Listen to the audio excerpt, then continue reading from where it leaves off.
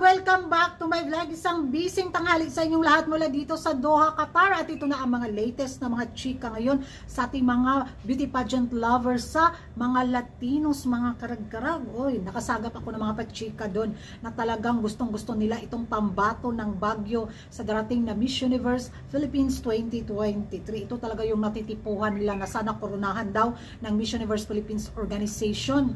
Hindi natin alam dahil malakas naman talaga ang laban ni Baguio, di ba? Sa taon na to, at na-issue nga siya mga karag-karag na mahina daw ang communication skills nito.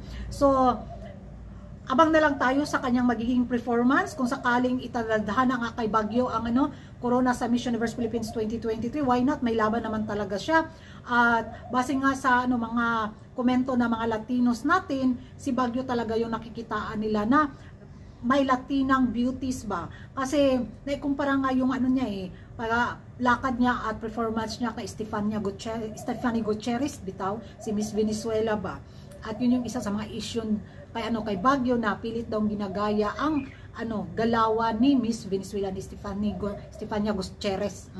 Yun yung mga pachika nila, mga karag-karag. Kaya marami daw basher itong si Baguio ngayon dahil isa talaga sa nakikitaan ng balakid para sa mga frontrunner sa pinapangarap na corona. So ewan ko na lang mga karag-karag, at hindi naman natin kailangan yung validation din ng mga Latinos, at isa din sila sa mga fans din na nag-aabang kung sino yung maging mahigpit na kalaban ng mga kandidata nila, di ba, sa mga Asian candidates. So tutok din sila sa Pilipinas. Kaya wag kami mga plastikada biya pugay na sila mga karag-karag, no. Grabe sila maka-dive ito sa ating mga kandidata pag ila pong libakon.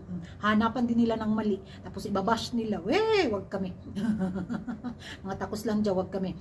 So yan na mga karag-karag, yung masasabi nyo na bit nga na mga Latinos beauty pageant lovers si Baguio sa corona sa Miss Universe Philippines 2023. Sa tingin nyo mga karag-karag, aarangkada kaya itong si Baguio sa darating na final?